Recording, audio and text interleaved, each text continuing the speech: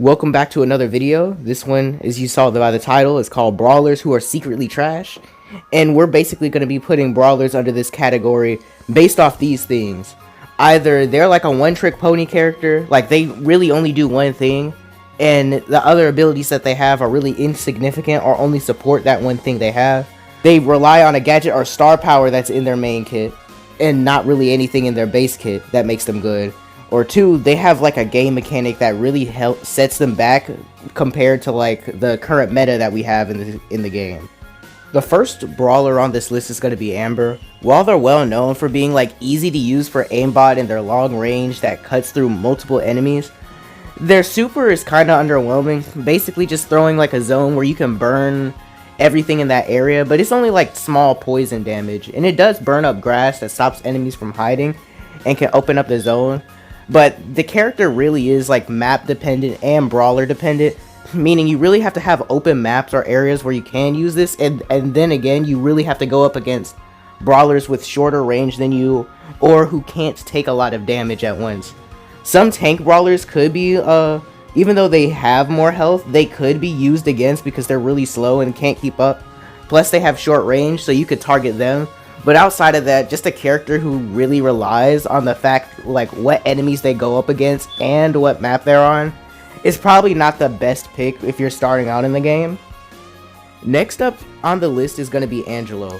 While on release they were really good, and I believe they're still like okay now, it's just that their game mechanic allowing you to charge up their attacks really doesn't sit well with like the rest of the characters. Since Brawl Stars is a very fast-paced game, you're either gonna have to hit your shot like right then, or you're gonna have to charge a whole nother shot in order to attack your opponents. And if you're not doing that and just trying to spam click, you're not really gonna be dealing any damage. And towards the end of the game, especially if you lose, you're gonna have the lowest stats, and your teammates are gonna be mad at you.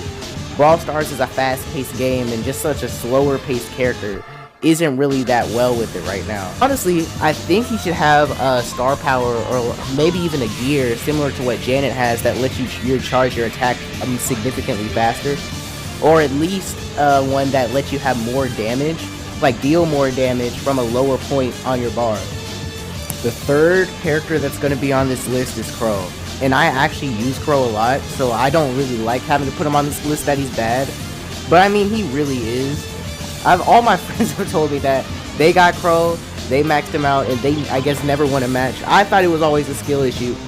But even when you win as Crow, you know, you still gotta understand that he has less health and deals less damage than literal support characters. And he is an assassin. And that already sets him back. Now, he does have that poison damage, and maybe if it stacked, like Willow's did, that would make him better. But he's in a situation where it's like, you look at his abilities, you look at his whole kit, and it actually sounds really good. It's just he has crazy low stats. And his hypercharge is good. His hypercharge will shred through just about anything, anyone, the safe. So it's not really that. I just feel like his base stats are really low, but if you put it higher, then, you know, he'd probably be too OP.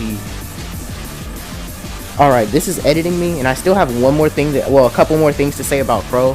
One is that he will do more damage if you're able to get closer to your enemies, because he shoots 3 shots. So if you can get all of them up close, you'll deal significantly more damage. And then again, like I said before, he has a really good kit. Like, to support like the lack of health he has that shield.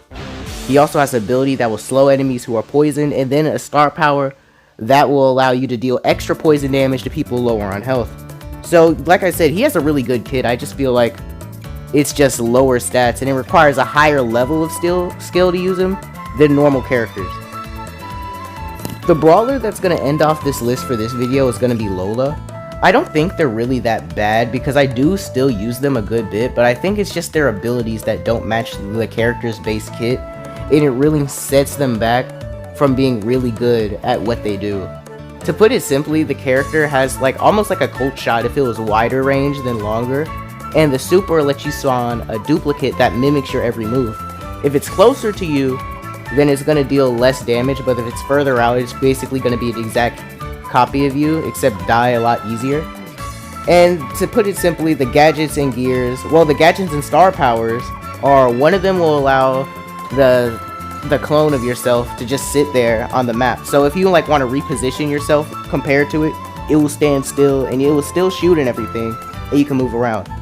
Or the other one that I use more of allows you to switch places with it and both of you will heal. So it's basically Larry and Laurie's gadget before they came out.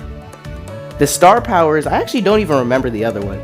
But one of them, which kind of didn't sit right to me, was Sealed with a Kiss. And it's basically every time your duplicate shoots an attack and it's like through an ally, it will heal them. And for a damage dealer and not a support character, this is kind of weird, especially since the support move is really going to be hard to use on yourself. Like, I see some characters with like support moves that aren't in the support category being really good because they can keep themselves alive longer. But this one just kind of feels pointless. And it kind of reminds me of Loki from Marvel Rivals, except Loki was actually good because he had a lot of stuff going on for him. But maybe if it was more like that, like I would change the gadget that lets it just stand still to reposition yourself, to change it to something like, say, when you activate it right before using your super, it actually stays still the whole map. And the star power Sealed with a Kiss, I would change that to be a little bit more like Loki. His clones basically don't just attack in the same direction that he shoots like Lola, but instead they shoot like with his attacks. So if I aimed my attack at my enemy, the clone would also aim it at the same enemy. It would aim it at the same target.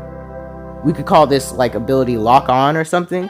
And whenever you shoot an enemy, this won't like automatically work when you're shooting at random directions. If you're just shooting at random directions, it's going to shoot at the same angle at the random direction. But if you're hitting a target, the clone, the ego, I think that's what it's called, will actually shoot at the same target. So it's like the end of your ammo will meet up with the other one. And I think that would be really good for the character. But that's gonna be all for this video. Tell me what you think about like the list of these brawlers, and I might make another one because I have some other brawlers I want to talk about, like Lou and Otis. Those are the only ones I remember off the top of my head. But yeah, I'll see you guys next video.